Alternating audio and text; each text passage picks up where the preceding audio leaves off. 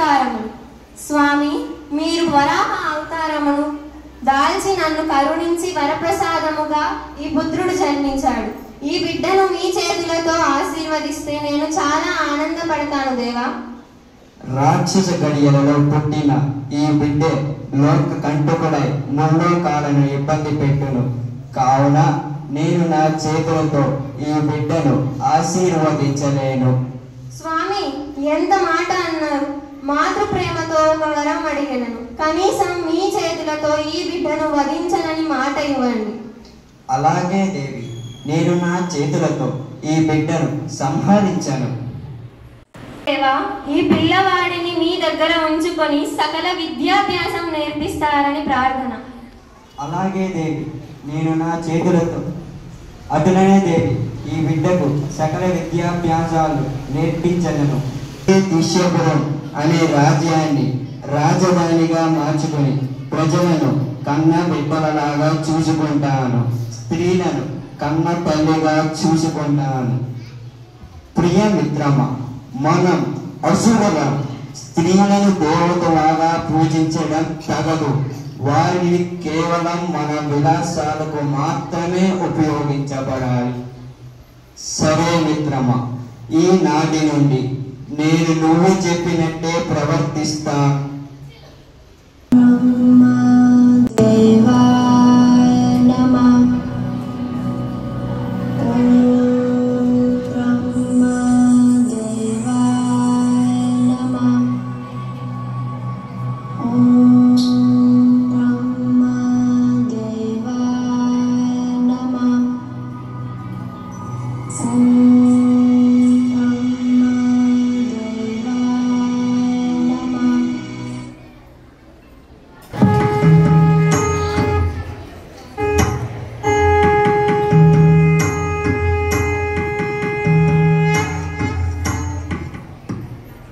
నరకాసురుడా,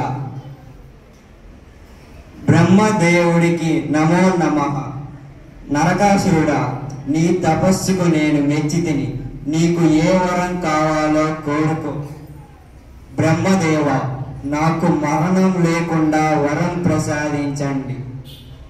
భూలోకంలో జన్మించిన ప్రతి మానవునికి మరణం తప్పదు. అమరత్వం తప్పితే వేరే ఏదైనా వరం కోరుకో. నా తల్లి భూదేవి తప్ప నన్ను ఎవరూ సంహరించకుండా వరం ప్రసాదించండి ప్రభు. తదాస్తు.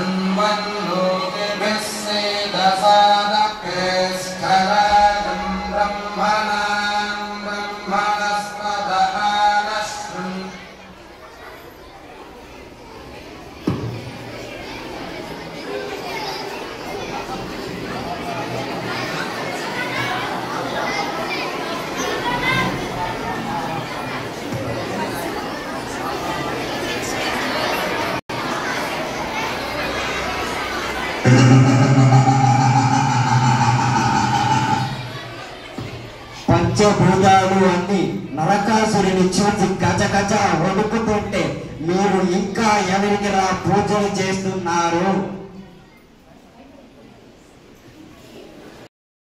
యుద్ధం ఏమిటి? మాకు చాలా అవమానంగా ఉంది. మా ప్రభువు వేరే ప్రభువుతోనే యుద్ధం చేయాలి.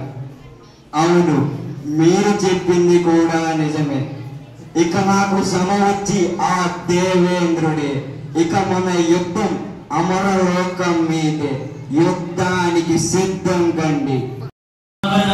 పంకజం వ్యాలయజ్ఞ సూత్రమెందు శేఖరం కృపాకరం నారదాది యోగి వృందవందితం దిగంబరం కాశికాపురాధినాథ కాళభైరవం భజే. నారాయణ నారాయణ, ఏమిటి ఈ కోలాహలం?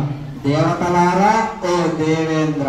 భూలోకంలో నరకాసురుడు అల్లకల్లోలం చేసి ప్రజలను ముప్పు తిప్పలు పెట్టి తదుపరి అమరలోకం అయిన ఇంద్రలోకంపై దాడి చేసేందుకు వస్తున్నాడు.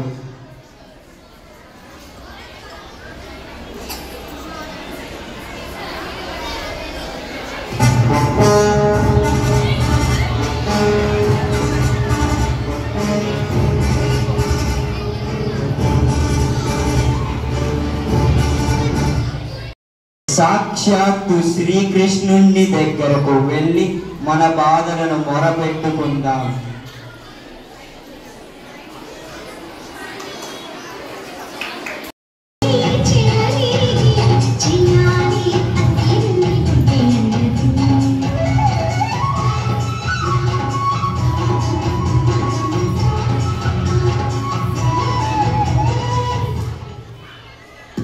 ప్రభువా ప్రభువా, మమ్మల్ని మీరే కాపాడాలి. శ్రీహరి, నరకాసురుడి బలం చేత నేను ఓడిపోయాను. దేవతలను నరకాసురుడు హింసిస్తున్నాడు. కావున నీవు అతనిని సంహరించు. సరే, నేను అతనితో యుద్ధం చేస్తాను. కానీ అతనికి ఉన్న వరం గురించి నీకు తెలియదు. ఏమిటది స్వామి? అతని తల్లి మాత్రమే సంహరించగలదు. సరే పద, రథమెక్కు సత్యభామ. స్త్రీలపై జరిగే అన్యాయాన్ని అరికట్టడానికి నేనే స్వయంగా యుద్ధంలో పాల్గొంటాను. సరే పద, రథమెక్కు సత్యభామ.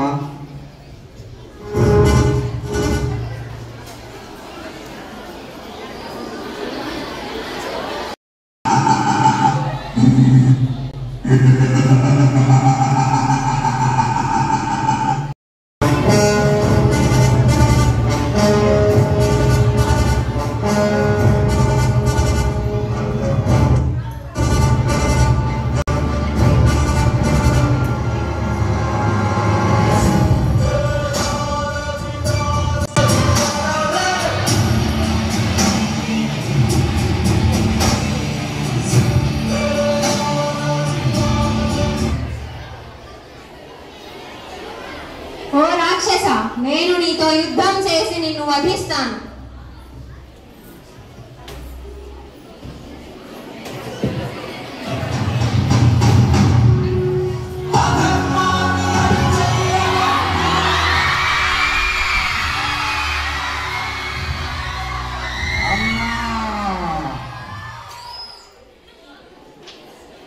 స్వామి, ఎంత పని చేసితివి!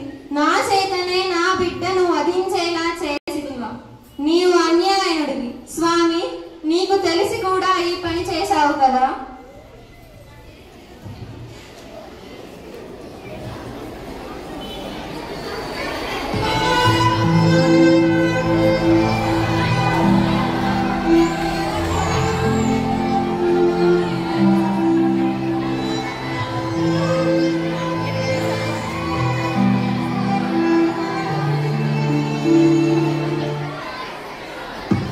చెడుపై మంచి విజయం సాధించినందుకు ప్రతీకగా మనం ఈ దీపావళి జరుపుకుంటాం.